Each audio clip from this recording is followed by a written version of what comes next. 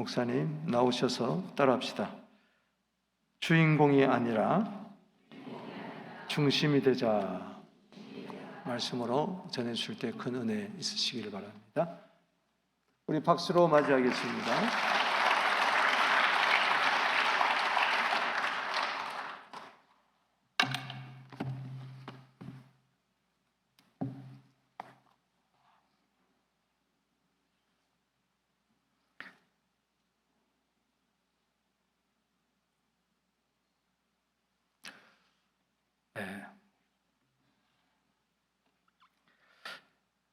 이번 집회를 시작하면서 하나님께 제가 세 가지 소망을 가졌습니다. 첫째는 내 삶을 관통하는 한 말씀만 주옵소서 하는 것입니다. 특별히 부흥성에는 일상적으로 매 주일 모이는 주일 예배나 이런 것이 아니라 특별한 모임이기 때문에 틀림없이 이 시간을 통해서 하나님이 누구에겐가 말씀하시고자 하시는 것이 있어서 이런 자리를 마련했다고 믿습니다. 그래서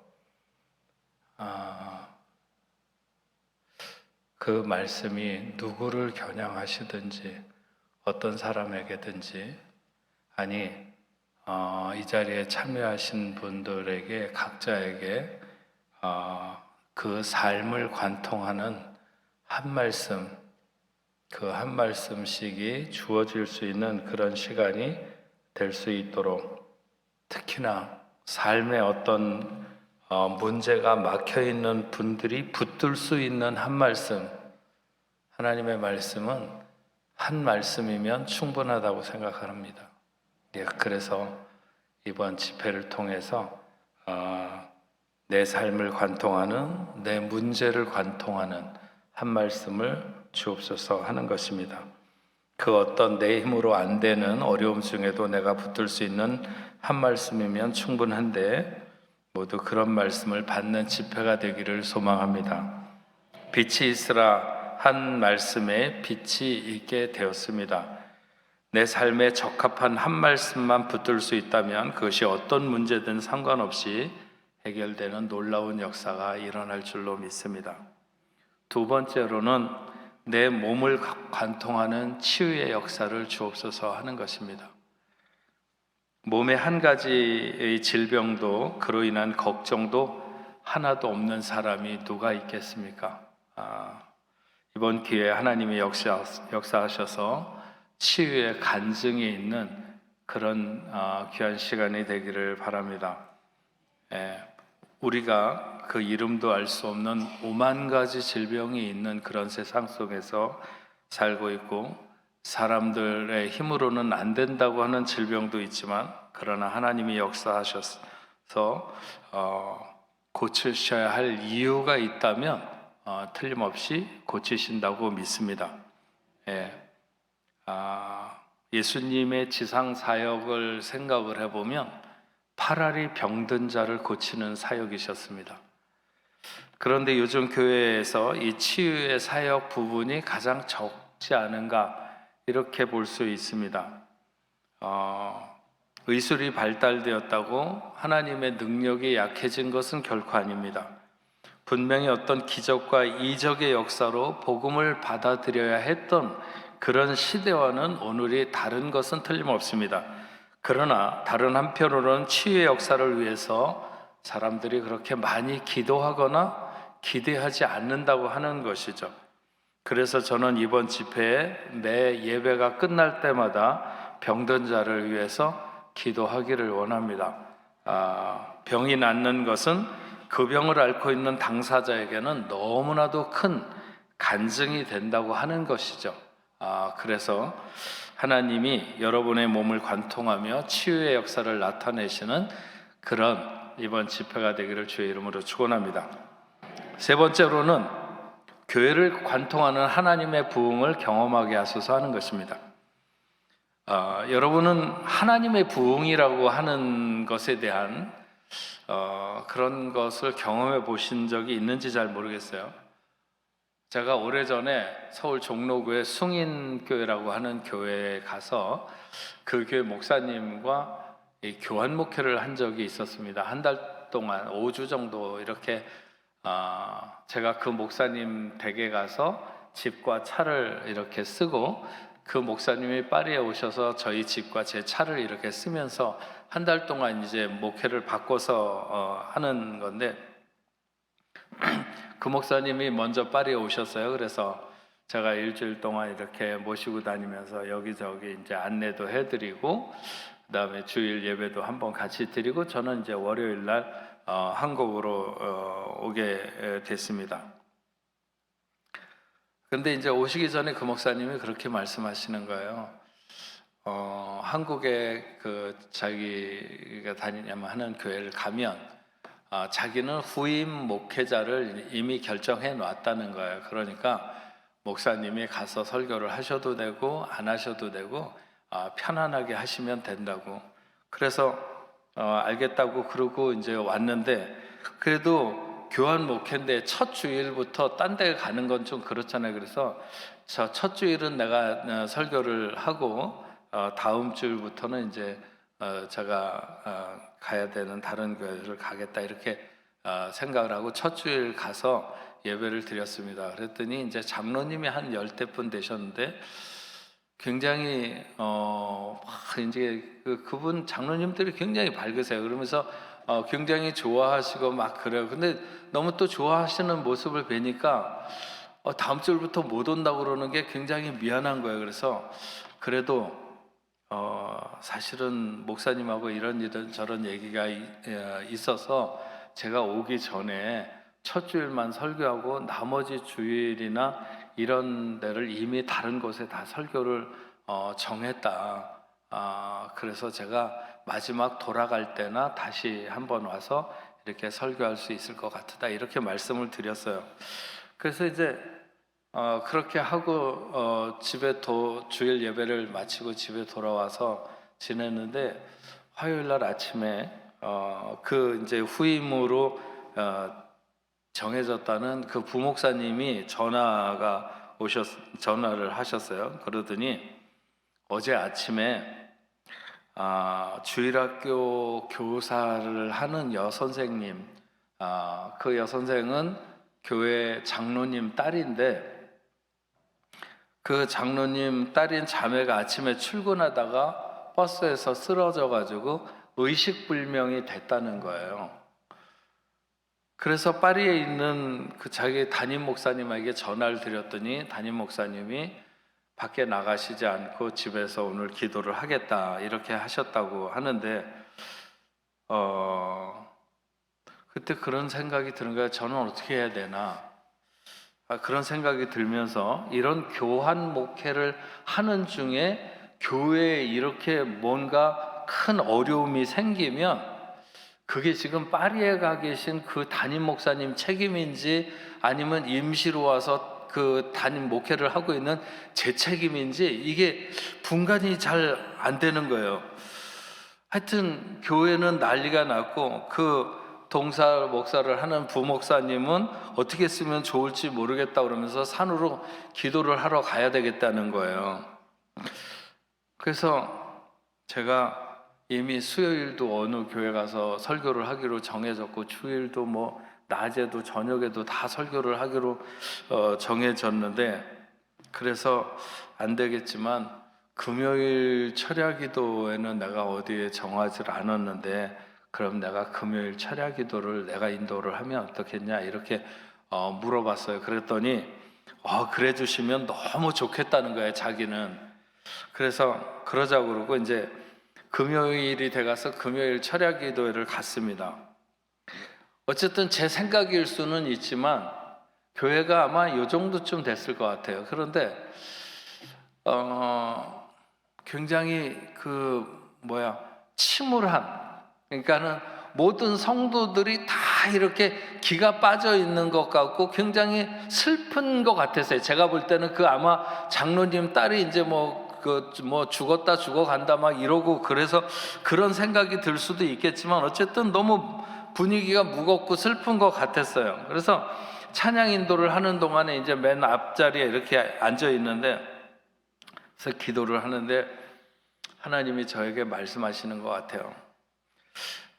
저 사람들이 저렇게 그 장로님 딸 때문에 침울한 것 같은데 네가 나가가지고 그 청년아 일어나라, 살아나라 이렇게 명령해야 되지 않겠느냐 그러시는 거예요.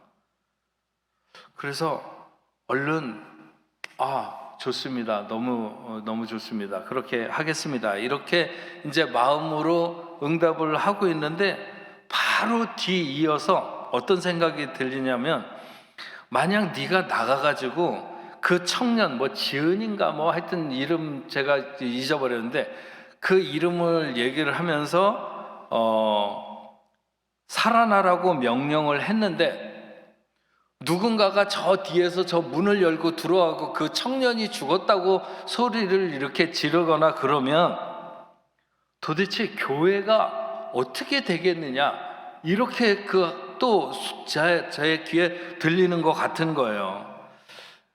그러니까 갑자기 두려움이 엄습하면서 이게 누가 낳았고 안 낳고를 떠나서 교회가 이게 제가 임시로 목회를 하려고 왔는데 이게 교회가 무슨 난리일까 이런 생각이 나면서 이럴 수도 없고 저럴 수도 없고 너무 이 마음이 막 복잡하고 두렵고 막 떨리는 거예요. 차라리 아무 말도 안 하고 그냥 있는 게 낫지 않을까 이런 생각도 들고. 근데 찬송 인도를 끝나고 이제 제가 설교를 하려고 딱 강단에 이렇게 섰는데 의외로 그냥 마음이 그렇게 밑에선 떨었는데 올라오니까 차분해지면서 담대함이 생기는 거예요. 그래서 혹시 여기 그 청년 가족 그 쓰러졌다고 하는 장로님 가족들이 왔냐 이렇게 물어봤더니 한쪽에 이렇게 이제 굉장히 많이 가족들이 다 나와 있어요. 장로님하고 그 작은 집하고 이제 같은 교회를 다니나 보죠. 그래갖고 이제 나와 있어요. 그래서 제가 일어서라고 그랬어요. 그랬더니 일어서더라고요. 그래서 절 보시라고 그러면서 제가 예수의 이름으로 명하노니 하면 아멘을 크게 하라고, 모든 교인들이 다 같이 제가 예수의 이름으로 명하노니 하면 아멘을 크게 하라고 그러면서 예수의 이름으로 명하노니 그러니까 아멘 그러는데 아마도 그 아멘 소리를 들으면 얼마나 간절한지, 자기가 그 사람을 뭘 살릴 수 있는 것은 아니지만 그래도 왜 성도들이 아멘이라도 이 시간에 보태야 되겠다 그런 마음이 있잖아요. 그러니까 그냥 그 철야기도에 나왔던 사람들이 아멘 그러는데 그 소리가 엄청 큰 거예요. 그래서 제가 또다시 예수의 이름으로 명하노니 그러니까 또 아멘하고 예수의 이름으로 명하노니 그러면서 그 청년의 이름을 부르면서 그 청년은 일어날지어다 살아날지어다 그러면서 3번을 하여튼 저분이 저렇게 벼락같이 소리를 지르나 이제 그런 생각이 들었을 거예요.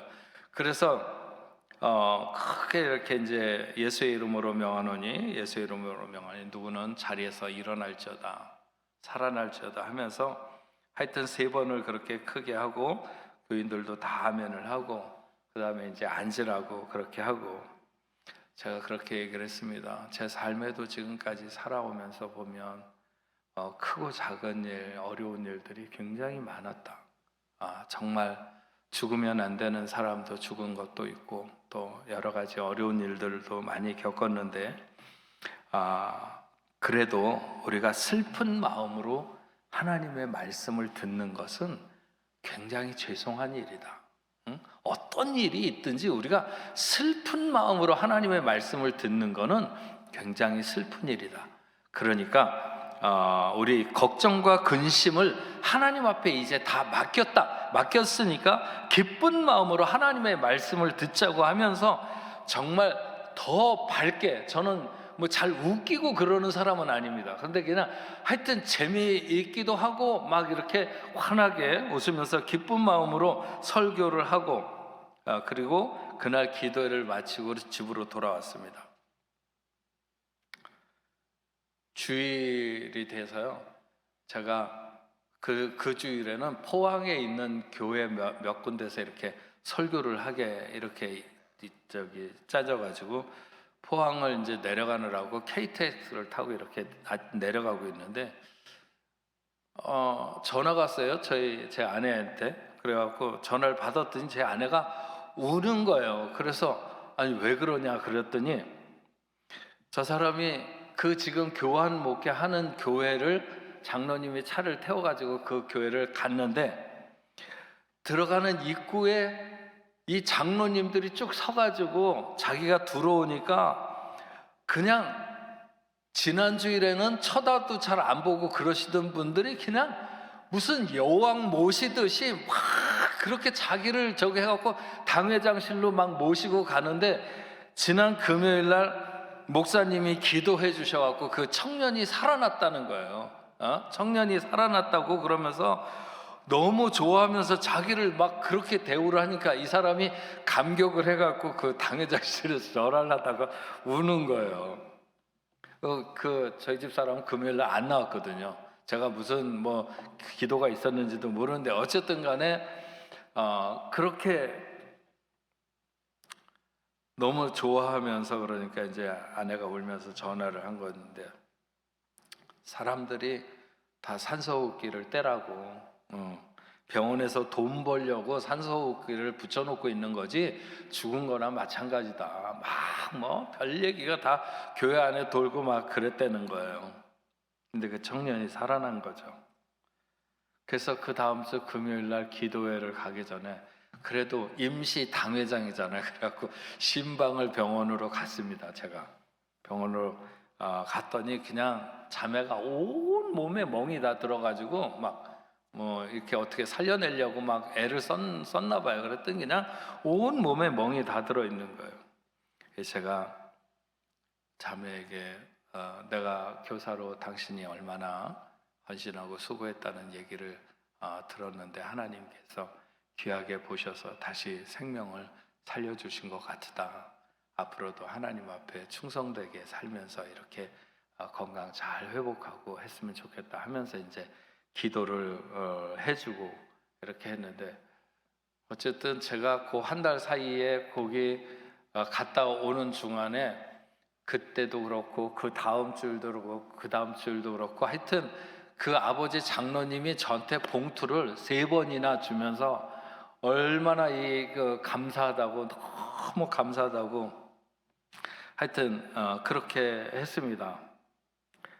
그 다음 주 철야 기도를 인도하러 갔을 때는 성도들의 이 표정이 그냥 진짜로 전기불을 안 켜도 밝을 만큼 그렇게 사람들이 막 이렇게 기쁨이 충만한 거예요. 그래서 그 금요일 날도 아주 기쁘게 철야 기도를 인도하고 왔고 그 다음 주일에도 인도를 하고 그래서 이제 돌아갈 때까지 철야 기도만 가서 하다가 맨 마지막 주일에 제가 다시 가겠다고 그랬으니까 맨 마지막 주일에 가서 주일날 낮 예배를 이렇게 설교를 하는데 그때는 또 파리에서 저희 교회 교인들도 한 20-30명이 와갖고 같이 예배를 드리는 주일이었는데 제가 이렇게 앞에 강단에 섰는데요.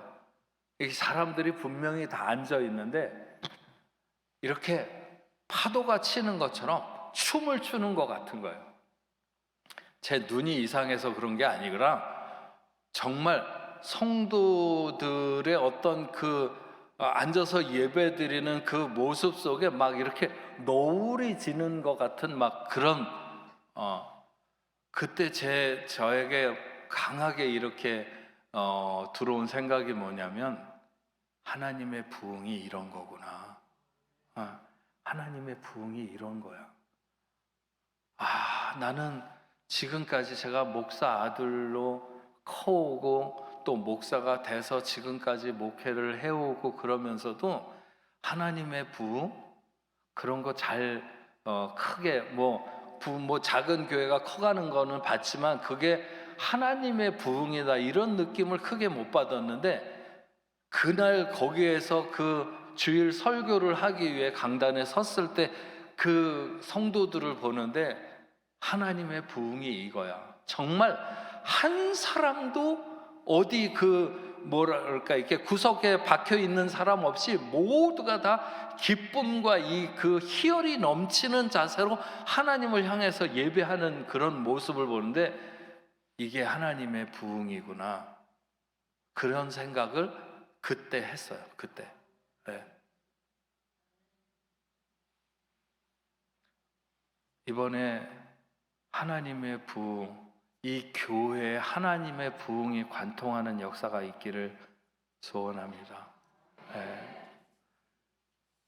오늘 여러분들만 오늘 이 말씀에서 처음에 얘기했던 것처럼 내 삶을 관통하는 한 말씀만 주옵소서. 이번 집회가 끝날 때까지 나에게 내가 붙들 수 있는 한 말씀만 나에게 주시면 됩니다. 그래서 그 한 말씀씩을 받을 수 있는 여러분들이 될 수 있길 바랍니다. 그러면 우리 교회를 관통하는 하나님의 부흥을 경험하게 될 것이고, 여러분의 몸을 관통하는 치유의 역사가 나에게 아니면 내 가족에게, 내가 기도하는 그 어떤 사람에게 하나님 역사하여 주옵소서. 정말 그런 간증이 내 입에서 나올 수 있는 그런 역사가 있게 해달라고, 그래서 그런 간증이 나올 수 있는 여러분들이 될 수 있는 그런 귀한 시간이 되기를 바랍니다. 그러면 이 교회에 하나님의 부흥을 경험하게 될 줄로 믿습니다. 사실은 제가 생각할 때는요, 교회에 하나님의 부흥이라고 하는 건 그렇듯 많은 사람이 이루는 일은 결코 아닙니다. 정말 어떤 하나님의 그 능력의 장중에 붙들린 한 사람으로 인하여 하나님의 부흥을 경험하게 되는데, 왜 하나님이 저는 사실은 요즘에는 부흥이 안 갑니다. 제가 마지막 부흥에 온 게 한 15년 전에 10년에서 15년 전에 뉴욕 퀸즈 장로 교회라고, 거기도 우리 합동체 교회 중에서는 미국에서 제일 큰 교회예요. 그 교회 부흥에 간 것을 거의 마지막으로, 제가 이 미국이나 캐나다, 그전에는 뭐 LA도 오고 많이 왔었는데 한 번도 안 나갔어요. 작정을 하고 제가 부흥회를 안 갔었어요. 근데 왔을 때는 뭔가 하나님께서 뜻이 있으셔서 보내시지 않았을까? 제가 그냥 무슨 캐나다 안 와봤으니까 한번 이렇게 구경이나 해야 되겠다, 뭐 그런 생각 없습니다. 저는 전 세계 한 50개국 정도 가봤는데 어느 나라 더 새로운 나라를 뭐 가보고 싶은 것도 별로 없습니다. 캐나다 그냥 성경에 있는 표현대로 하면 거기에 무슨 선한 것이 있을까, 뭐 이렇게 생각하는 정도로 뭐 그냥 나라가 보고 싶은 건 아무것도 없어요. 그러나 하나님이 저를 보내셨을 때는 이 자리에 앉아있는 여러분들을 향한 뭔가 하나님의 뜻이 있지 않겠습니까? 네, 한번 따라서 하겠습니다. 내 삶을 관통하는 한 말씀만 주옵소서. 내 몸을 관통하는 치유의 역사를 주옵소서. 교회를 관통하는 하나님의 부흥을 경험하게 하소서. 이런 놀라운 역사가 있기를 바랍니다. 설마 뭐 그런 일이 있으려고 그런 정말 성도에 안 맞는 생각을 가지고 있는 분은 없기를 바라고, 믿음을 갖고 기도하는 대로 놀라운 역사가 있을 줄로 믿습니다. 이곳은 제가 문화를 모르지만 프랑스 카페, 제가 프랑스 카페를 많이 좋아하는데, 프랑스 카페는 빵가게와 더불어서 가장 아침 일찍 문을 여는 가게입니다. 통상적으로 아침 7시면 모든 카페가 다 문을 엽니다. 새벽 예배를 드리기 위해서 제가 6시 전에 이렇게 집에서 나가는데, 가다 보면 카페들이 벌써 불을 켜고 이제 영업을 시작을 하려고 의자들을 밖에 내놓고 막 그러는 모습들이 있습니다. 소위 파리지앵들이라고 하는 사람들은 잠을 자고 일어나면 대충 씻고 출근을 하면 때가 되면 몸은 일어났지만 아직 그들의 정신이 깨지 않았어요. 그래서 이 사람들은 그렇게 어슬렁거리면서 나가갖고 카페에서 에스프레소를 한 잔 해야 비로소 정신이 깨어나고 하루의 일과를 시작하게 됩니다. 근데 그렇게 아침에 카페에 들려서 서서 커피를 마시는 풍경이, 저는 프랑스 생활을 지금 한 37년쯤 하고 있는데 너무 괜찮다고 늘 이런 생각이 듭니다. 왜냐하면, 왜 괜찮으냐 하면 그 자리가 차별이 없어요. 저희 집은 에펠탑에서 100m가 채 안 떨어졌어요. 그러니까 바로 에펠탑에서 돌멩이 던지면 맞을 만큼 그렇게 가까이 붙어 있는데, 그 아침에 집을 나서서 누구나 그 카페 카운터에 서서 에스프레소를 한 잔 마시는데 보면요, 거기에는 장관도 서 있고 국회의원도 서 있고 영화 배우도, 그런가 하면 뭐 이렇게 파란 노란 청소부, 이게 청소부도 같이 서서 그렇게 아침에 커피를 한 잔 합니다. 그렇게 마시는 커피가 1유로씩이었는데 요즘 좀 올라가고 2유로씩 이렇게 하는데, 그러니까 그 정도의 돈을 내면서 마시니까 누가 더 유세를 할 것도 없어요. 뭐 그게 장관이라고 해서 5유로를 받는 게 아니니까 다 1유로나 2유로씩 내고 마시는 거니까 유세를 할 수도 없는 거죠. 그래서 매일 파리지앵들의 정신을 깨우고 차별 없이 어울리는 모습은 어쩌면 인생의 영혼을 깨우는데 차별 없이 하나 되어야 되는 교회와도 비슷하지 않은가, 뭐 그런 생각. 어쨌든 프랑스 카페는 여흥을 즐기기 위해서 해가 지는 어스름한 그런 저녁에 찾아드는 곳이 아니라 영혼을 깨우는 새벽에 찾아드는 것이 분명하다. 저는 그래서 프랑스 카페를 여러 모양으로 많이 사랑하는 편입니다. 지난 여름에 제가 책을 한 권 냈는데, 책 이름을 카페에 앉아 예술을 배우다, 뭐 이런 수필집을 한 권 내기도 했습니다. 제가 캐나다에 온다고 하니까 부목사님 중에 한 분이 캐나다에 가면 국민 커피점 뭐라고 티몰턴인가 뭐 거기 있다고 가서 커피를 마셔보고 꼭 오시라는 거예요. 그래서 알겠다고 그러고 왔는데, 아직 안 갔지만 이제 한번 가봐야죠.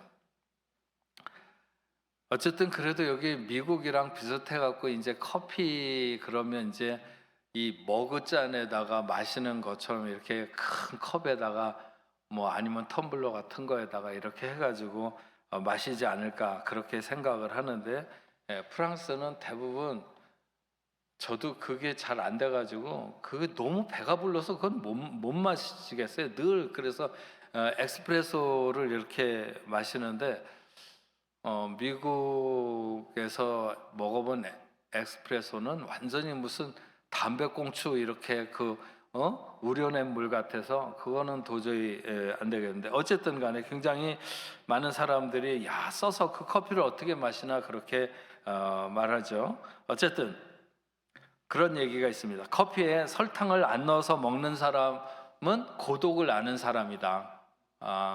아시죠? 커피에 설탕을 1개 넣어서 먹는 사람은 낭만을 아는 사람이고, 커피에 설탕을 2개 넣어서 먹는 사람은 사랑을 아는 사람이다. 커피에 설탕을 3개 넣어서 먹는 사람은 쥐뿔도 모르면서 설탕 맛에 커피 마신다, 뭐 이런 얘기가 있습니다. 예수를 믿는다고 하는 것에는 분명히 맛이 있다고 봅니다. 맛이 있어요.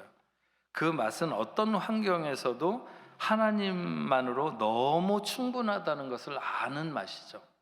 어떤 환경에서도 하나님만으로 너무 충분하다. 남들은 모두 저 사람 보면 저런 환경에서 어떻게 버티고 살까 이렇게 싶지만, 그러나 예수 믿는 맛을 아는 사람은 그럴수록 더 하나님의 보호하심과 더 하나님의 인도하심이 세밀하고, 그리고 남들이 알지 못하는 그런 은혜 주심을 알기 때문에 낙심하지 않고 살아가게 되는 것이죠. 예, 이번 집회를 통해서 내가 예수를 믿는다고 하는 것이 얼마나 행복하고 얼마나 감사한지를 다시 한번 느낄 수 있는 그런 맛이 있는 그런 시간이 되기를 주의 이름으로 축원합니다. 오늘 저녁에 첫날이 중요하잖아요. 첫날이 제일 중요하고 마지막 날이 제일 중요해요. 오늘만 나오시고 내일은 안 나오셔도 괜찮습니다. 어쨌든 첫날이 굉장히 중요한데, 오늘 나오신 여러분들을 주의 이름으로 축복하고, 제가 오늘 여러분들과 함께 생각하려고 하는 선택한 말씀은 예수님이 공생애를 시작하면서 첫 번째 이적을 나타내신 가나의 혼인잔치가 진행되는 그런 내용입니다.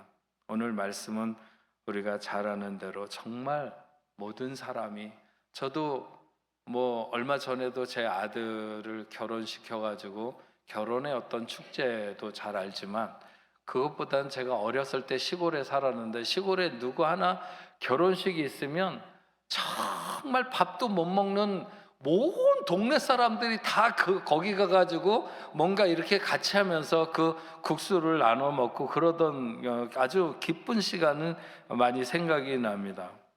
가나의 혼인잔치에 주님이 함께 하셔서 놀라운 복을 주신 것처럼, 오늘 이 자리도 축제의 자리, 하나님의 은혜 주시는 자리, 하나님이 그렇게 예비하신 자리, 이렇게 되기를 소망합니다. 요즘의 세계에 많은 사람들에게 회자되는 중심 키워드 중에 하나가 무슨 NFT라든지 GPT라든지 뭐 이런 그 말들이 많이 이렇게 뭐 AI 뭐 여러 가지 하여튼 많이 회자되고 있는데, 한동안 꽤 오랜 전이지만 어쨌든 한때 이 애티튜드라고 하는 말이 많은 사람들에게 중심 키워드로 회자되던 때가 있었습니다. 뭐죠?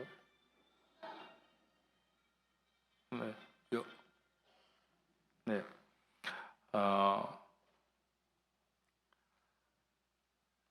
이 애티튜드는 단순한 자세나 태도이기보다는 좀 더 깊은 의미에서 어떤 성향이나 자질 뭐 이런 것들을 다 내포하는데, 그래서 성공하는 사람들을 보면 모두 이 애티튜드에서 그 가능성이 읽혀진다.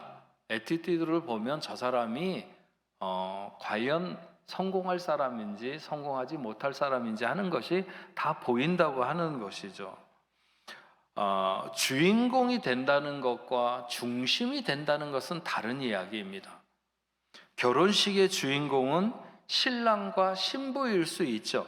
그래서 오늘 본문에 나오는 가나의 혼인잔치의 주인공은 신랑과 신부가 되어야 된다고 생각할지 모르겠지만, 하지만 누가 중심인가 하면 이야기는 달라지는 것입니다. 오늘 본문의 중심은 신랑과 신부가 아닙니다.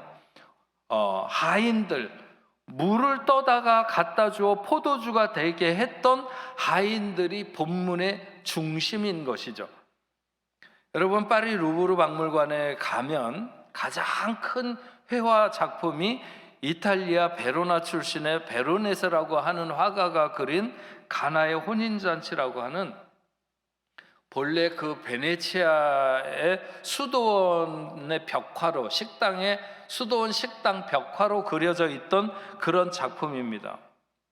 여기에는 당시 베네치아 공화국이 굉장히 그 풍요로웠는데, 그래서 엄청나게 화려하게 그려서 마치 그 가나의 혼인잔치가 천국잔치인 것 같은 그런 모형처럼 그렇게 그려진 작품입니다.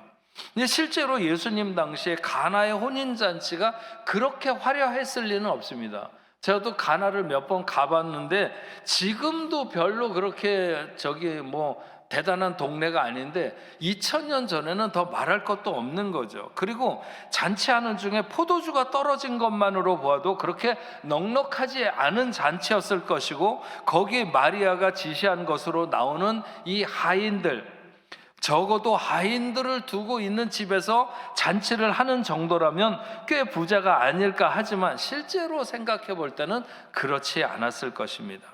그런 잔치가 있을 때 제가 어렸을 때 동네에 있었던 것처럼 그 동네 사람들은 서로 품앗이를 하듯이 그렇게 와서 도와주고 그렇게 같이 밥도 나눠 먹고 뭐 그러는 거죠. 그렇게 가장 낮은 일을 하도록 맡겨진 사람들, 그들이 하인들이라 이렇게 표현되고 있는 것이죠. 저는 오늘 교회 중심이 되는 사람들의 어떤 애티튜드에 대해서 이야기를 하기 전에 먼저 과연 이런 하나님의 영광스러운 일에 부름받기에 우리가 합당한 사람들인가 하는 것을 먼저 생각해 봅니다. 사도 바울은 디모데전서 1장 12절에 이렇게 고백합니다. 나를 능하게 하신 그리스도 예수 우리 주께 내가 감사함은 나를 충성되이 여겨 내게 직분을 맡기심이니 내가 전에는 비방자요 박해자요 폭행자였으나 도리어 긍휼을 입은 것은 내가 믿지 아니할 때 알지 못하고 행하였음이라.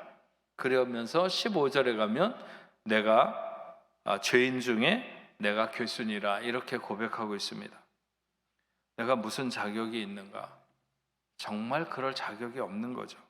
정말 부끄러워 얼굴을 들 수 없는 존재이며 수많은 죄인들 중에 내가 최고가 아니라면 서러울 정도인 것입니다. 오늘 이 자리에 함께 예배하는 여러분들도 한 사람도 빠짐없이 우리는 다 보잘것없고 결국 부끄러운 인생들입니다. 주님의 은혜가, 주님의 사랑이 오늘 우리가 이 자리에 있게 하는 것이죠. 저는 한때 목회자로서의 이 자괴감에 너무 이렇게 눌려서 굉장히 우울해할 때가 있었습니다. 저희 아버님도 목사님이셨고 어려서부터 저는 교회를 떠난 적이 없으니까, 그리고 심하게 그렇게 방황을 하거나 아니면 뭔가 문제를 일으키는 그런 타입도 아니었습니다. 그런데 목회를 하는 중에 제가 이렇게 지나다 보니까 저보다 인격적으로 너무 괜찮은 분들이 많은 거예요. 예. 그런 사람들을 볼 때마다 하나님, 왜 저런 사람을 목회자로 안 부르시고 나 같은 사람을 목사로 부르셨는가? 그렇게 제가 하나님께 따지듯이 말씀을 드렸더니 하나님의 대답이 뭔 줄 아세요? 하나님은 제게 그렇게 말씀하시는 것 같았어요. 나도 네가 모자란 것 안다. 하지만 그래야 네가 하는 모든 것이 네가 하는 것이 아니라 내가 하는 것이 되지 않겠느냐. 그래서 그 이후로 제가 다시는 그런 질문을 안 하고 지금껏 목회를 하고 있습니다. 주어진 시간까지 최선을 다해서 하려고 생각도 하고 있고요. 오늘 우리가 생각하고자 하는 말씀의 주인공들은 바로 이 잔치의 가장 낮은 자리에서 일을 해야 했던 소위 하인이라고 불리는 사람들입니다. 그러나 비록 주인공들은 아니지만 그러나 중심이 되는 사람들, 중심이 되었던 사람들, 이 사람들의 모습을 간결하게 정리해서 그것이 그들의 삶에 장착된 어떤 애티튜드, 이것이 오늘 이 교회의 중심이 될 수 있는 여러분에게 하나님이 원하시는 것이다 라고 하는 것을 기억하는 여러분 되시기를 바랍니다. 오늘 말씀의 핵심은 그렇게 굉장히 어렵거나 뭐 그런 말씀이 아닙니다. 그래서 첫 번째로 교회의 중심이 되기를 원하는 성도라면 여러분들은 이제 더 잘 듣는 자가 되어야 한다는 것입니다. 더 잘 듣는 자. 하인들이 마리아를 통해서 처음 들은 말은 주님이 너희에게 무슨 말을 하시든지 그대로 하라는 것입니다. 청직이나 하인은 주인의 의사를 명확하게 파악하기 위해서 잘 듣는 것이 가장 중요합니다. 목회를 하다 보면 목사의 입장에서는 어떤 교인이 제일 좋은 줄 아세요? 어떤 교인이 제일 좋아 보이는 줄 아세요? 잘 듣는 사람입니다. 잘 듣는 사람. 네. 예수님께서 나사로의 집에 갔을 때 마리아는 주의 말씀을 듣는 데 집중하고 마르다는 대접하기 위해서 분주했습니다. 그때 마리아가 자신을 도와주지 않는다고 마르다가 불평하니까 마리아는 그 좋은 편을 택했다고 하는 주님의 말에 목회자들 대부분은 다 전적으로 공감합니다. 무엇을 하는가 보다는 일단 말씀을 잘 듣는 사람을, 그런 사람들이 귀해 보이고 좋아 보입니다. 잘 듣지 않고 움직이는 사람들은요 반드시 사고 칩니다. 그래서 잘 듣지 않는 사람이 뭔가 많이 하면 할수록 그 사람은 굉장히 위험 인물로 분류되는 거예요. 중심이 되는 성도의 시작은 듣는 것으로부터 시작되는 것을 알 수 있습니다. 저는 어린 시절 서울에 살았고 아버님의 고향이 경북 예천에서 한참 더 들어가서 용문에서 더 들어가고 하여튼 거기에 가면 제가 김승천인데 의성 김씨거든요. 거기 의성 김씨 집성촌이 있습니다. 거기 있는 친척 집에 예전에 이제 무슨 누구 손에 이끌려갖고 고모님이나 뭐 이런 손에 이끌려가지고 거길 이렇게 친척 집을 갈 때 보면 소고기 같은 거를 이렇게 한 군 두 군 해갖고 무슨 신문지 같은 데다 싸가지고 이렇게 이제 그거를 선물로 이렇게 사가지고 가고 그랬어요.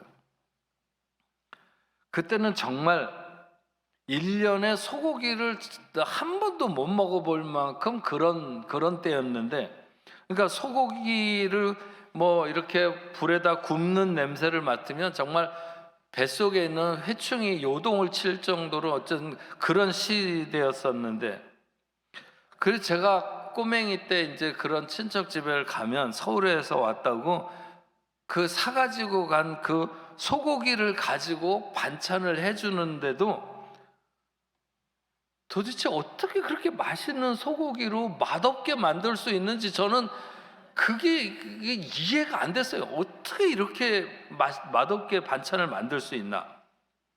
나중에 커서 생각을 해보니까요, 제가 조선간장 맛을 너무 싫어했어요. 조선간장 알죠? 근데 경상도 거기 가면 모든 무침을 다 조선간장으로 하는 거예요. 그러니까 약간 비린내가 난다고 그럴까요? 하여튼 그 조선간장이 어쨌든 저는 그 맛이 그게 이제 뭐 국을 끓인다거나 뭐 그러면 괜찮은데 그게 그렇게 아마 싫었던 것 같아요. 어쨌든 그 먹고 싶은 소고기로 반찬을 해도 그렇게 맛이 맛없게 하는 그때 생각이 많이 나는데, 같은 하나님의 말씀을 가지고 전해도 선명하게 때로는 예리하게 그리고 명확하게 전달하는 목사님의 설교를 듣는다고 하는 것은 참 복된 일이죠. 물론 잘 전한다고 다 잘 듣는 건 아닙니다. 하지만 교회의 중심이 되는 성도들을 보면 듣는 것부터가 다릅니다. 듣는 것부터가 달라요. 설교를 대충 들으면서 삶이 달라진다? 그건 어려운 일입니다. 제가 뭐 설교자이기 때문에 말하는 게 아니라 그건 어려운 일이에요. 매일 예배에 나와서 졸다가 그리고 딴짓하던 사람이 어느 날부터 주일날 정신 차리고 말씀을 듣기 시작한다? 그러면 분명히 멀지 않아서 달라지는 것을 보게 됩니다. 말씀이 들리기 시작하면 변화가 일어나기 시작하는 거죠. 여러분 모두 캐나다 서부 장로교회에 다 임직자가 돼야 되고 다 무슨 교회 리더십이 될 수는 없습니다. 또 꼭 그래야 되는 것도 아닙니다. 하지만 여러분 한 명 한 명이 교회의 중심이 되는 성도가 되어야 되는데, 그것은 잘 듣는 것으로부터 시작해야 되고 지금보다 더 잘 들으려고 하고 그래서 더 집중하는 성도가 되어야 하는 것입니다. 믿음만 들음에서 나는 것이 아니라 모든 일이 다 들음에서부터 시작되는 것입니다. 부부 사이에 가장 많은 불화의 원인이 뭘까요? 상대방의 이야기를 잘 듣지 않는다는 것입니다. 대화는 말을 하는 것이 아니라 듣는 것을 중요하게 생각하는 데서 대화가 시작되는 것이죠. 중심이 되는 성도는 선포되는 메시지를 자기의 것으로 듣는 데서부터 시작한다. 잘 들어야 된다. 두 번째로는 중심이 되는, 교회 중심이 되는 여러분들은 이제 더 잘 행하는 자가 되어야 한다는 것입니다. 주님은 하인들에게 항아리에 물을 채우라고 했습니다. 그래서 그들은 물을 돌 항아리 6에 아구까지 채웠다고 했습니다. 이제는 떠서 연회장에게 갖다 주라고 하셨습니다. 물을 떠다가 채우라고 했을 때 그것을 행하는 것, 그 일을 위해서 실제 그들이 종이든 아니든 그날 품앗이를 하는 것이든 어쨌든 그렇게 행해야 하는 것은 자연스러운 일입니다. 그런데 그것을 떠다가 연회장에 갖다 주라고 했을 때는 그 사람들이 누구였든지 간에 마음에 부딪힘이 있는 것이죠. 왜냐하면 하인들은 자기들이 물을 떠왔어요. 우물에서 떠왔든지 물에 어딘 저장고에서 떠왔든지, 그런데 그 물을 포도주를 기다리고 있는 잔치를 주관하는 그런 연회장에게, 그것을 주관하는 사람에게 갖다 주라? 여러분은 이 포도주가 언제 물로 변했다고 생각하세요? 언제 물이 포도주로 변했을까요? 그 말씀의 내용 중에서 어느 시점에 물이 포도주가 됐다. 제가 앞에서 얘기했던 그 베로네세라고 하는 사람이 그린 그림에는 항아리에서 호리병 같은 것으로 이렇게 옮겨 담는데 이 물이 떨어지다가 이렇게 하면 붉은색으로 변하는 그런 그런 모습을 그리고 있어요. 근데 제 생각은 좀 다릅니다. 어떤 사람들이 말하는 것처럼 주님이 이때 처음 백포도주를 만드셨다, 그런 사람도 있어요.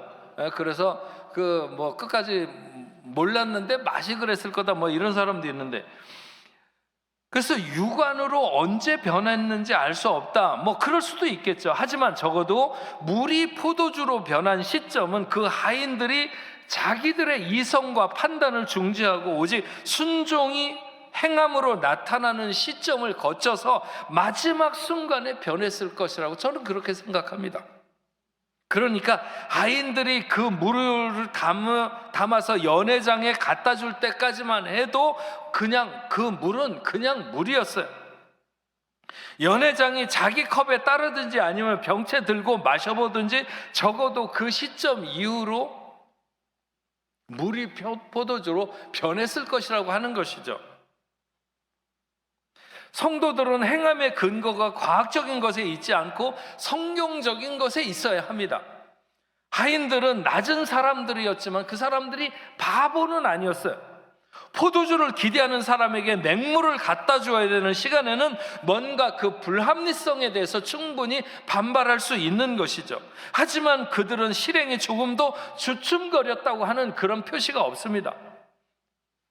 그들은 자기들의 의견이나 판단이나 체면이나 이런 것 하나도 내세우지 않았습니다. 오직 행함으로 순종을 보였던 것이죠. 이게 중요한 것입니다, 교회에서는.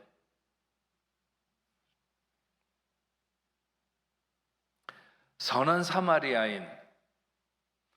사마리아인에 대한 내용을 그림으로 그린 유명한 화가들이 굉장히 많습니다. 그 중에 반 고도 있어요. 만약 여러분들이 화가라고 가정한다면 여러분들은 선한 사마리아인의 내용 중에서 어떤 장면을 그림으로 그리시겠어요? 선한 사마리아인 저 예루살렘에서 여리고로 내려가는 이런 얘기의 스토리 중에서 딱 한 장의 그림으로 그린다면 여러분은 어떤 그림을 그려야만이 선한 사마리아인으로서 가장 적합한 그림이 되겠느냐는 거죠.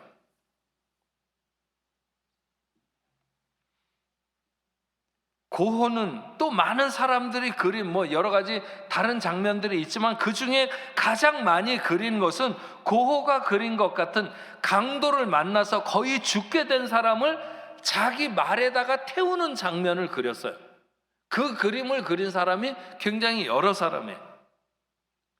말이라고 하는 것은요, 건강한 사람이 혼자 올라타기도 힘들어요.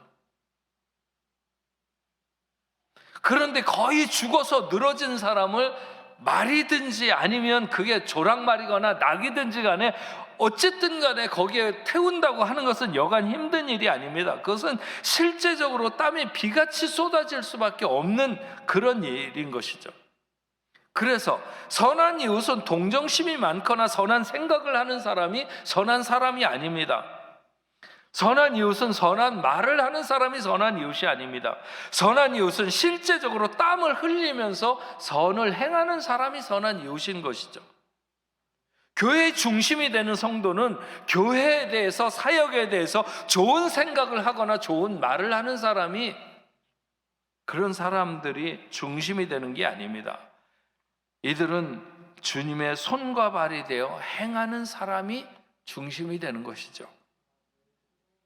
행하되 실제로 땀을 흘려 수고하는 자가 되어야 하는 것입니다.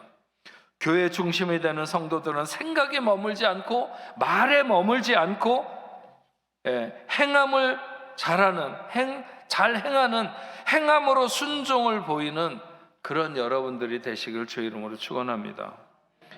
여러분, 그래서 사실은 결단하지 않으면요 성장하지 않습니다. 제가 요즘에 교인들에게 가장 많이 강조한다고 그럴까요? 말씀을 들을 때 결단해라. 결단하지 않으면 계속 그냥 간다. 그러나 결단을 하게 되면 한 계단 올라간다. 우리가 1년 365일 그 1년에 주일날만 나와도 52번 이상 나오는데, 한 번 나올 때마다 하나님의 말씀 속에 한 가지씩만 붙들고 결단을 해도 1년이면 52가지가 변화되고 그런 것이 그 사람의 성장을 이끌 수 있다고 하는 것이죠. 주일 예배를 드리고 돌아서면서 뭔가 결단하면 그만큼 성장하고 그만큼 중심으로 나가게 되는 것입니다. 성도가 게으르다는 것은 결단을 미루는 것이고 결단을 실행하지 않는다고 하는 것입니다. 그것이 게으른 성도라고 얘기를 하는 것이죠.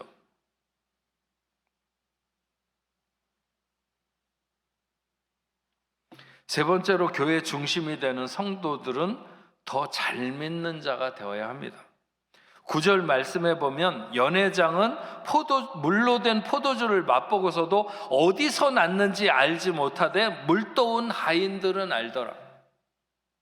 하나님 나라의 일은 듣고 행하는 자만이 그 비밀을 캐치하게 돼 있습니다.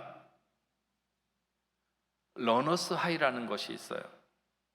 마라톤을 하는 사람들이나 수영이나 사이클 같은 이런 장시간 지속되는 운동을 하는 사람들에게 굉장히 신체적으로 피곤하고, 그래서 그런 스트레스로 인해서 어느 한계점을 넘어가게 되면 그때부터 굉장히 이렇게 마치 나른해지는 행복감? 갑자기 무슨 마약은 안 먹어봐서 모르지만 어쨌든 그런 것을 맞은 것처럼 갑자기 죽을 것 같다가 막 사람이 풀어지면서 이런 행복감 같은 게 젖어드는, 이걸 가리켜서 러너스 하이라고 그럽니다. 숨이 차서 죽을 것 같은 시간이 와서 주저앉을 것 같더니 조금만 쓰러지지 않기 위해서 조금만 더 하다가 보니까 어느 순간에 러너스 하이가 오는. 저도 군대에 있을 때 단독군장하고 이렇게 그 구보를 하는데 정말 죽을 것 같은 거예요. 죽을 것 같아요. 나 이제 조금만 더 하면 쓰러진다. 조기만 가면 쓰러진다. 이런 걸 몇 번 넘다가 보니까 어느 순간인가 이 러너스 하이가 오는데 그냥 구름 위를 뛰고 있는 것 같은 그런 기분을 갖게 되는 거예요. 하나님의 일을 하는 사람들에게는 이런 영적 러너스 하이가 있는 줄로 믿습니다. 하나님이 주시는 행복감이죠. 세상에서는 맛볼 수 없는 하나님만 주시는 행복감.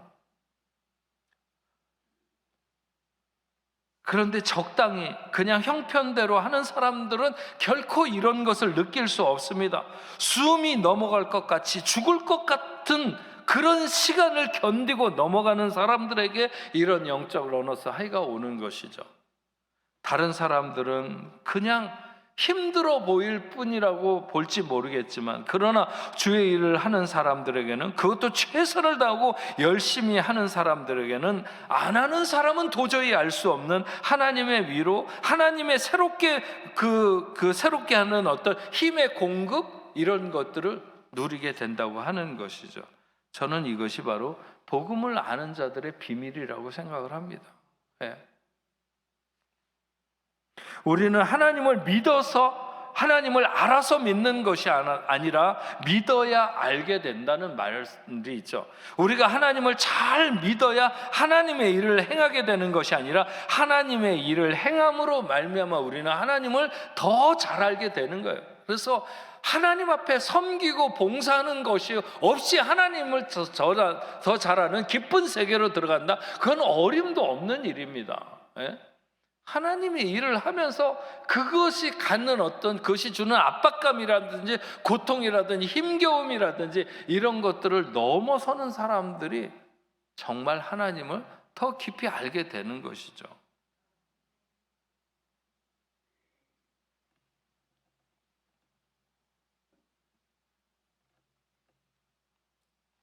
그래서 우리의 행함에는 절대적으로 순종을 필요로 하는 것입니다.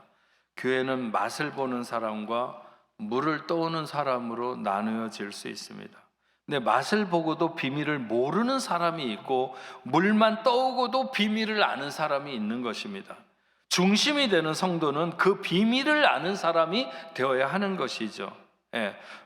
제가 우리 교인들에게 또 성경 공부를 하면서 손과 발과 지갑으로 섬기라는 말을 무진장합니다. 손과 발과 지갑으로 섬겨라. 괜히 마음으로 아니면 입으로 그렇게만 섬긴다고 말하지 말고 손과 발과 지갑으로 섬겨야 된다.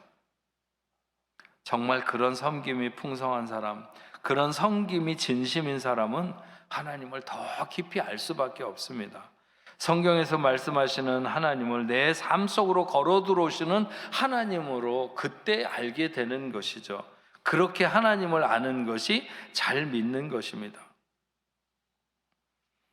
교회의 중심이 되는 성도의 애티튜드는 그래서 간단하게 동사 3개로 말하자면 듣다, 행하다, 믿다, 이렇게 말할 수 있습니다. 여러분이 오늘 교회 중심이 된다고 해서 지금 여러분들이 무슨 순교를 결정할 필요는 없습니다. 내가 집을 한 채 드려야 되지, 뭐 그런 결정을 할 필요도 없어요. 내가 좀 더 잘 듣는 성도가 되리라, 내가 순종으로 행하는 성도가 되리라, 내가 좀 더 하나님을 잘 믿는 믿음의 성도가 되리라, 그런 결정이 있어야 되는 것입니다. 예. 그런 애티튜드를 가지고 살다 보면 하나님이 원하는 순간에 그 자리에 서 있는 여러분을 발견하게 될 것입니다. 그 자리가 설령 순교의 자리가 된다 할지라도 그때는 피하지 않고 내가 하나님을 위해서 넉넉히 그렇게 할 수 있으리라, 이런 그런 순간을 맞게 되는 거죠. 한국의 서울 신라호텔에 가면요, 그 신라호텔 1층 옆에 이제 그 커피숍 같은 게 있고 로비가 있고, 그 옆에 뷔페를 먹는 식당이 있는데, 그 식당 들어가는 입구 그 양쪽 벽면에 큰 작품, 미술 작품 한 300호쯤 되는 게 양쪽에 들어가는 입구에 2개가 이렇게 딱 걸려 있습니다. 저희 교회 장로님 작품이고, 이분은 지금 세계적인 화가로 이렇게 인정받고 있는 분이죠. 그러니까 저희 교회처럼 유학생들이 많은 교회에서 이분의 위치는 실제적으로 굉장히 크고, 재정적으로도 교회 뭐 거의 한 3분의 1 정도를 그분 혼자서 다 감당하실 정도로 굉장히 큽니다. 근데 이분은 늘 보면 교회에서 주인공 자리에서 늘 이렇게 비껴서 있어요. 비껴서 있어요. 세상에서 그 누구보다도 정말 우뚝 서서 이렇게 사회로 이렇게 나가거나 그러면 가까이 하기가 쉽지 않아요. 지지난주인가 독일 프랑크푸르트에서 CBMC 대회 하는데 한 뭐 200 몇십 명 이렇게 뭐 미국에서도 많이 오고 뭐 하여튼 캐나다에서도 다 많이 왔거든요. 근데 이번에 제가 느낀 거는 그렇게 저는 설교하러 갔는데 저보다 그분이 더 유명하더라고요. 저한테 뭐 사진 찍자고 그러는 사람 하나도 없는데 그 장로님한테 막 사진 찍자고 그러고 뭐 이렇게 사람들이 둘러싸고 그러는 거 보니까 어쨌든 엄청나요. 네. 근데 그렇게 세상에서는 누구보다도 우뚝 서 있지만 교회 안에서는 항상 옆으로 이렇게 비켜 서 있는, 실제로 프리즈라고 하는 그 미술 전람회 같은 곳에 가면 사진 찍자는 사람이 하도 많아갖고 얼마큼 이렇게 한 50m, 100m 가는데 뭐 30분, 1시간씩 걸린다는 거예요. 그분이 걸어가려고 그러면 너무 많은 사람들이 사진을 찍자고 그래서. 그래도 교회에서는 늘 있는 듯 없는 듯 저분이 정말 그렇게 유명한 분인가? 뭐 이렇게 할 정도로 그렇게 계세요. 그러는 반면에 이분은 늘 교회의 중심에 서 있기를 원하시어요. 그러니까 주인공 되기를 원하시지는 않지만 항상 중심이 되기를 원하세요. 그래서 뭔가 해야 되는 일, 뭔가 어디 선교적으로 뭐를 해야 된다, 해야 된다. 그래서 장로님 이거 어디에 지금 이런 문제가 있는데, 그러면 틀림없이 그분은 제가 지금까지 오는 30년 동안에 거의 모든 얘기를 하면 제가 그 일은 제가 하겠습니다. 제가 감당하겠습니다. 항상 그렇게 얘기하시는 거죠. 네. 누군가 감당해야 될 큰일, 그러면 그거는 자기가 하기를 원하는, 기꺼이 가나의 혼인잔치에 하인들의 자리를 감당하기를 원하는 그런 모습. 그의 관심은 주인공이 아니라 중심이 되기를 원하는 거예요. 중심이 되기를 원하는. 세상에 수많은 사람들이 다 주인공 되기를 원해요. 어디에서든지. 그러나 중심이 되기를 원하는 게 더 중요하다는 거예요. 작년에 파리에서 100년 만에 올림픽이 있었잖아요. 100년 전 파리 올림픽에서 에릭 리들이라고 하는 사람이 100m 금메달이 굉장히 유망한 그런 영국 대표 선수였었어요. 그런데 그가 예선 경기가 있는 그 경기가 주일날 잡힌 것을 알고 자기는 하나님을 예배해야 된다고 출전을 거부한 거예요. 이런 소식이 영국 본국에 전해졌고 영국이 들끓기 시작했어요. 그러다가 급기야 영국 국왕이 나서서 설득하기 시작한 거예요. 왕이 나서서. 그래도 그는 요지부동이었어요. 자기는 영국을 사랑하지만 하나님을 더 사랑한다는 거예요. 수많은 영국 사람들이 그를 비난했어요. 너만 예수 믿냐고.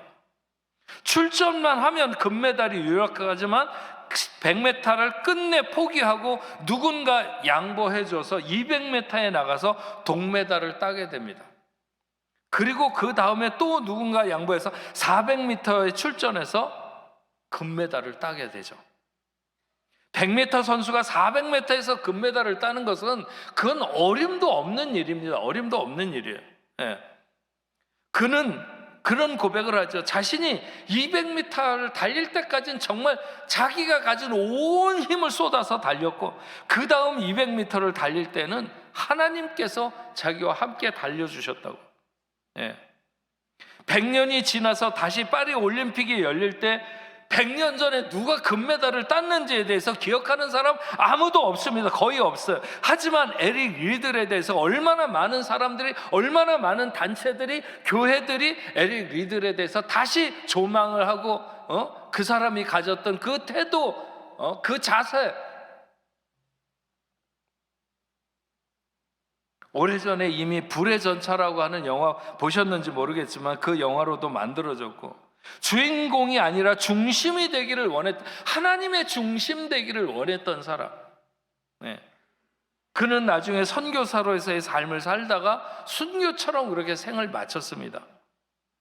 그는 하나님 나라의 중심이 된 사람이다, 이렇게 말할 수 있는 것이죠.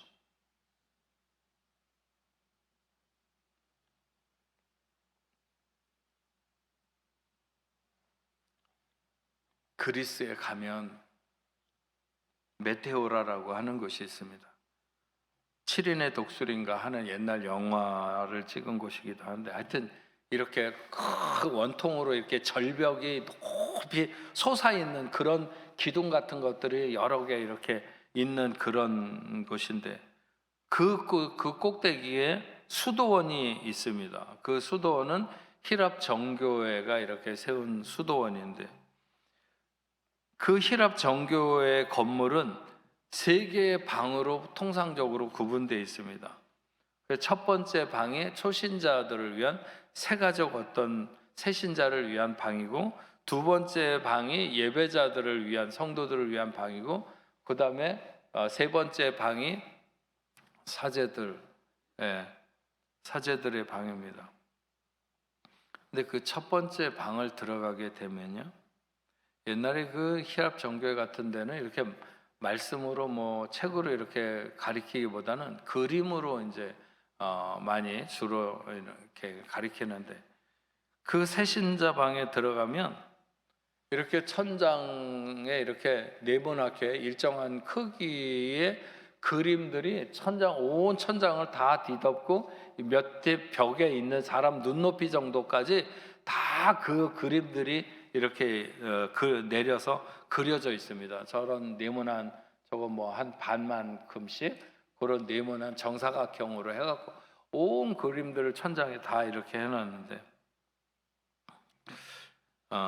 그 그림을 보면 모두가 하나도 빠짐없이 사람이 여러 가지 모양으로 죽는 장면들을 이렇게 그려놓은 거예요. 그래서 보면 사람이 불에 타서 죽는 장면, 사람이 모기 줄에 매달려서 죽는 장면, 사람이 짐승의 밥이 되어서 죽는 장면, 사람이 기름솥에 던져져서 죽는 장면, 사람이 목이 잘려서 죽는 장면, 사람이 굶어서 죽는 장면. 누군가 어떤 사람이 자기가 히랍교회의 정교인이 교인이 되고자 하면 그 새가족 방에서 교육이 끝나야 하는데, 그 방의 교육은 다른 것이 아니라 예수를 믿는다고 하는 것은 이렇게 불에 타 죽는다는 것을 의미한다. 그래도 예수를 믿을래? 예수를 믿는다고 하는 것은 이렇게 목이 잘려서 죽는다는 것을 의미한다. 그래도 예수를 믿을래? 예수를 믿는다는 것은 이렇게 불에 굶주려서 죽는데 그래도 예수를 믿을래? 예수를 믿는다고 하는 것은 네 자식들이 네 앞에서 죽는 것을 의미하는데 그래도 예수를 믿을래? 그러면서 그 방에 있는 모든 그 죽음에 관한 그림을 하나하나씩 다 설명해주고 그것에 대해서 다 동의를 해야지 되는 거예요. 그런데 요즘 뭐 저희 교회도 새가족, 저희 교회는요, 하여튼 통상적으로 주일에 한 15명에서 30명? 뭐 파리니까 그러니까 관광 오는 사람들도 많고 그렇지만, 하여튼 새로 와서 예배를 드리는 사람이 15명에서 30명 정도 매주일 그렇습니다. 그러니까 저희가 두 곳에서 예배를 드리는데 굉장히 그 새가족반들이 잘 돼 있어요. 양편에 아주 그 새가족 훈련이 잘 돼 있어요. 그래도 보면 뭐 무슨 이런 지금 금방 얘기했던 것처럼 그렇게 무슨 이렇게 죽어도 예수 믿을래? 그런 거 한마디도 안 물어볼 거예요. 그냥 뭐 이거 뭐 여러 가지 뭐 하여튼 매뉴얼에 따라서 복음을 제시하기는 하지만 그렇게 얘기하고 뭐 좋은 얘기 잘 해주고 그다음에 목사님이랑 한번 신방하고 뭐 이렇게 하면서 하지, 뭐 이렇게 죽어도 너 예수 믿을래? 이렇게 죽어도 예수 믿을래? 이런 거 아무것도 물어보지 않을 거예요.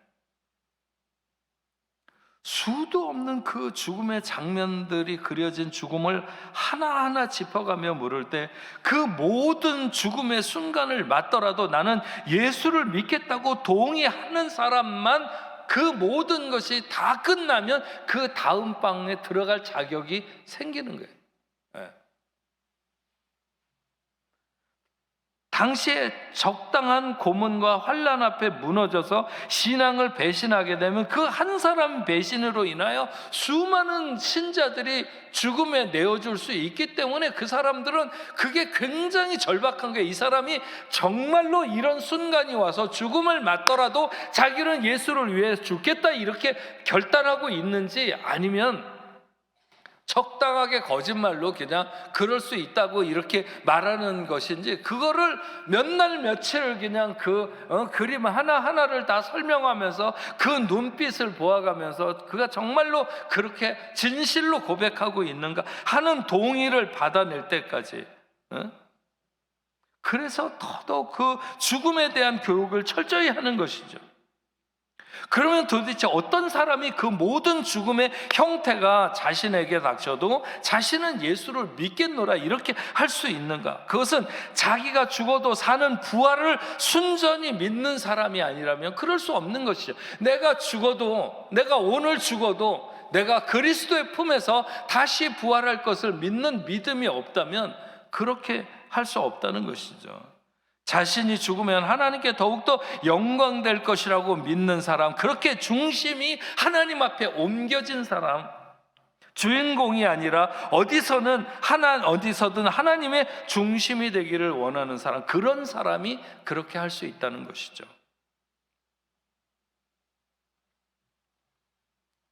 사랑하는 우리 서부장로교 여러분, 이 시대에 많은 사람들은 다 주인공이 되기를 원하는 시대를 우리가 살고 있습니다. 하지만 하나님이 원하시는 사람은 중심이 되는 성도인 줄로 믿습니다. 네, 오늘 여러분들이 그런 분들이 되시길 바랍니다. 네, 하나님의 역사를 이루기 위해서 기꺼이 하인의 자리에서 순종함으로 그 삶에 익숙한 애티튜드로 듣고 행하고 더 순전하게 믿는, 이것이 삶에 잘 장착되어 있는, 그 애티튜드만 보아도 그가 얼마나 신실한 하나님의 사람인가 하는 것이 드러나는 그런 멋진, 그래서 하나님에게도 중심이 되는 여러분들 다 되시기를 주의 이름으로 축원합니다. 제가 오래전에 LA에서 집회를 한다고 파리에서 왔었는데,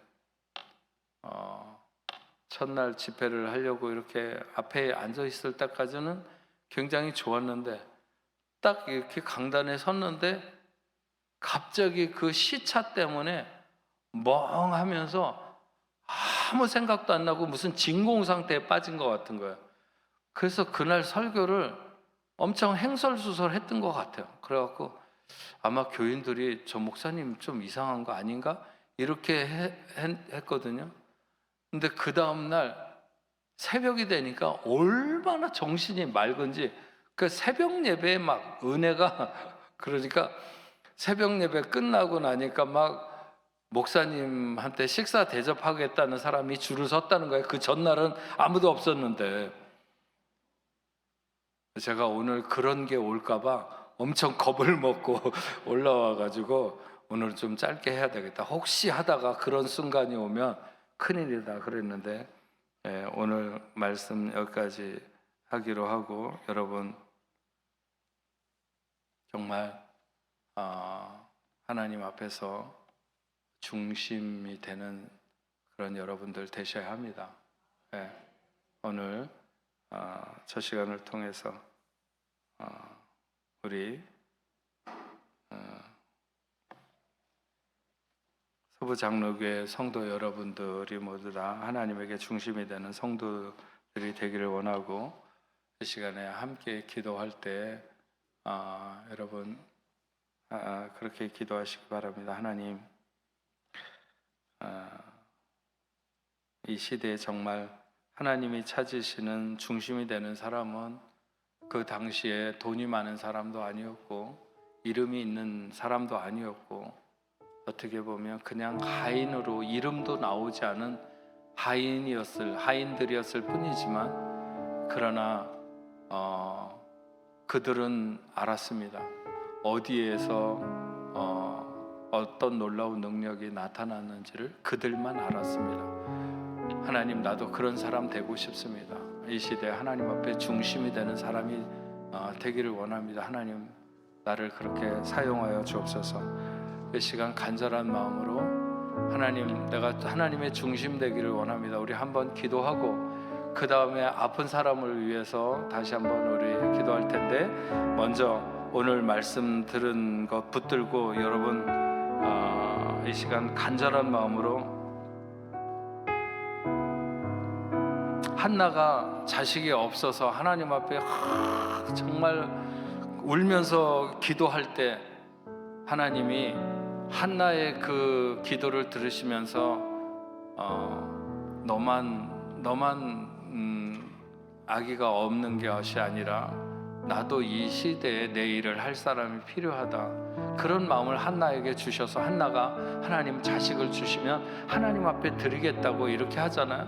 그래서 하나님이 정말 한나에게 사무엘을 주셨고, 사무엘을 드렸을 때 하나님은 또 그 한나의 가정에 다른 자녀들을 주셨던 것과 마찬가지로 우리도 그런 심정, 우리가 정말 하나님의 중심 되기를 원하는 그런 마음을 가질 때 하나님께서 내 삶에 필요한 모든 것들을 주실 줄로 믿습니다. 그래도 내가 하나님 앞에 그런 모든 것을 가지고 하나님의 영광을 위해서 나갈 수 있는 그런 하나님의 중심 되기를 원합니다. 이 시간에 그런 마음을 가지고 우리 주여 한번 크게 외치고 다 같이 합심해서 기도하겠습니다.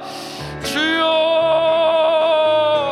아버지 하나님, 아버지 하나님, 오늘 아버지 하나님 이 시간 소부장로교에서 아버지 하나님의 귀한 말씀을 듣고 아버지 하나님 우리가 함께 아버지 하나님 기도합니다.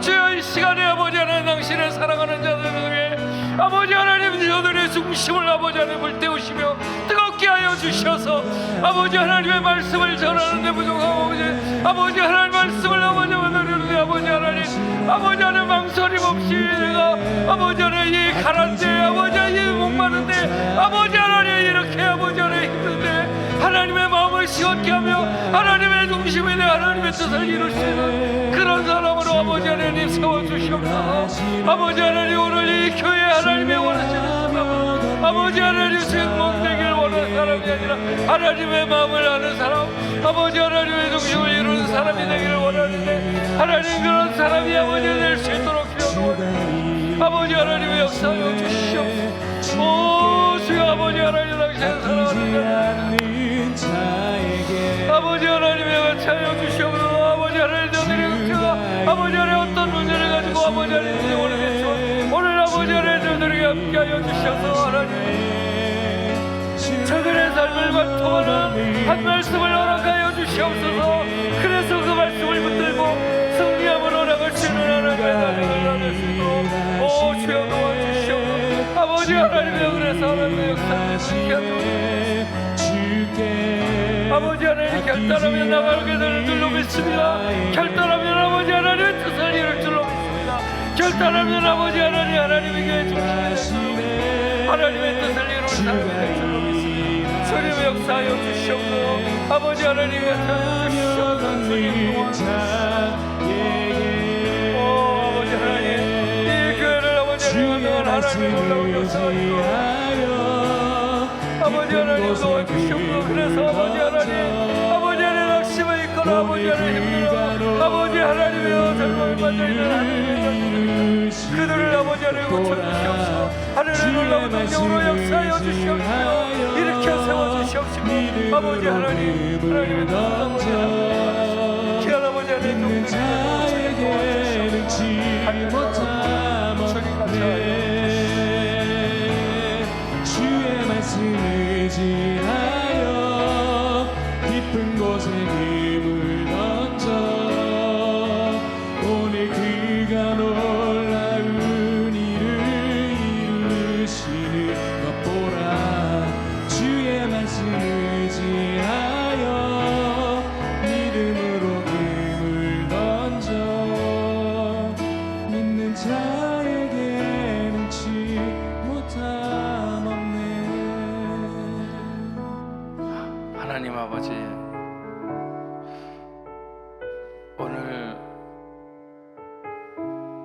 말씀을 통해서 다시 한번 우리는 세상 사람들에게 드러나는 것이 어쩌면 삶의 목표인 것처럼 생각하고 살아왔는지 모릅니다. 그러나 세상 사람들이 알아주지 않아도 하나님께서 늘 중심으로 여기는 그런 사람으로 오늘 서서 살아갈 수 있도록 주여 도와주옵소서. 우리 서부 장로교회도 그런 사람이 필요한 순간이 아닙니까? 하나님, 이 자리에 모인 당신의 사랑하는 자녀들 충분히 하나님의 기대를 충족시킬 수 있는 하나님의 중심이 되는 성도들이 아버지 하나님 이 자리에 나와 앉아 있는 줄로 믿습니다. 저들 한 사람 한 사람이 하나님 앞에서 이 시간 말씀 앞에서 결단할 때 하나님 저들을 붙들고 이 교회를 그래서 아버지 하나님의 그 부흥이 아버지 하나님 흐르는 교회가 될 수 있도록 주님 역사하여 주시옵기만을 간절히 바라옵고 원합니다. 아버지 하나님, 오늘 이 자리에 함께한 당신의 사랑하는 자녀들에게 저들의 삶을 관통하는 한 말씀을 아버지 하나님 허락하여 주시어서 그 말씀 붙들고 모두 승리할 수 있도록 주여 도와주시옵소서. 아버지 하나님, 우리가 또 기도하기를 원하는 것은 아버지 하나님 저들의 몸을 관통하는 치유의 역사가 일어날 수 있도록 주님 인도하여 주시옵소서. 어떤 질병을 가지고 있든지 하나님 오늘 고쳐 주시옵시고 깨끗이 낫는 귀한 역사가 있게 하여 주시옵소서. 아버지 하나님, 교회를 관통하는 하나님의 부흥이 경험되는 교회가 될 수 있도록 주여 도와주시옵소서. 안 된다고 하는 패배주의의 의식을 아버지 하나님 우리가 다 버리게 하시고 하나님이 하시면 되는 일을 믿는 믿음을 가지고 온전한 믿음을 가지고 나가는 당신의 사랑하는 귀한 자녀들 다 될 수 있도록 주여 도와주시옵시고, 이번 아버지 하나님 부흥성회가 하나님이 목적하신 대로 하나님의 사람들이 세워지며 아버지 하나님 다시 한번 부흥을 꿈꾸며 하나님의 놀라운 역사를 이룰 수 있는 귀한 계기가 되도록 주님 역사하여 주시옵소서. 예수님의 이름으로 기도합니다. 아멘. 네, 이 시간에는